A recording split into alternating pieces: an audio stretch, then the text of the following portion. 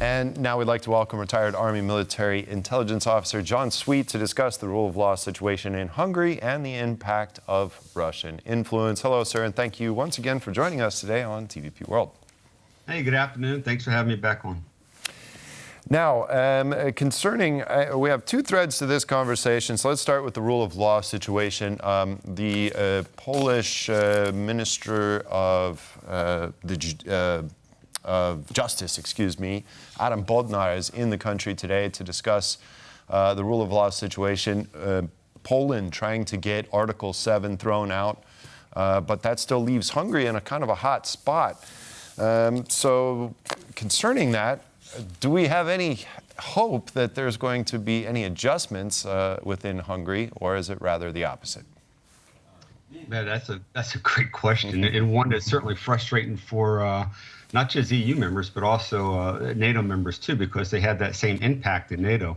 I think both the EU and NATO are probably going to have to look inwards and make determinations on whether an absolute majority of votes of their members is going to be necessary to get items passed. For one country to essentially block an effort of both EU and NATO, it just seems completely unacceptable at this moment. I was wondering what your opinion was in terms of this relationship between Hungary and China and Russia, because obviously we had Xi Jinping touring Europe for the first time in 5 years very recently, and obviously that relationship between Hungary and China strengthened itself, but obviously Hungary is in the EU and will be holding a presidency in the not so far off future. How do you see Hungary positioning itself given its relationship that I just referred to and obviously the war in Ukraine? How do you think Hungary will make use of its time and the relationships that it has and the position it holds in at the moment?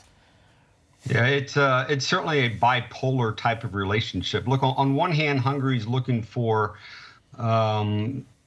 military security. They're looking for economic advantages with the West, but on the East, I think when they look east towards Russia and towards China, they're looking for what they consider to be post-Ukraine war benefits, which would be petroleum contracts, liquid natural gas contracts.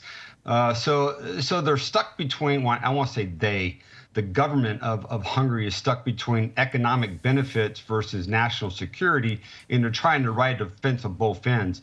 But what they're doing is putting Ukraine in serious situation concerning, obviously, the threat that Russia continues to pose upon them. Right now, concerning NATO, an interesting development also out of Hungary, that Hungary would like to be a part of NATO and reap the benefits, yet it doesn't want to participate in certain, well, I guess, elements, or it doesn't want to be influenced to so much an extent by NATO. What are your thoughts on this this announcement? It's exceptionally frustrating. I think the words that the Prime Minister of Hungary used was he wants to redefine his position within the military alliance. And I'm not sure how you redefine the position. The position is you're part of an alliance that's established to deter Russian aggression into Europe and Eastern Europe. But they want to, again, play both sides of the fence. They want the money on one side, and they want the security on the other side. And they're willing to forestall all the actions that both the EU and NATO are trying to accomplish to help defend Ukraine. So it's bipolar. It's hard to understand, and really it's going to come down to the citizens of Hungary as opposed to what directions they want to go. It's elected government, so democracy obviously is going to have to play out. At least on the elections, is that what they want to? Do they want to maintain that relationship with Russia, or do they want to stay with NATO? Yeah, I covered the last elections there just after the war started in 2022, and there was high hopes that democratic change would take place, but It was a landslide.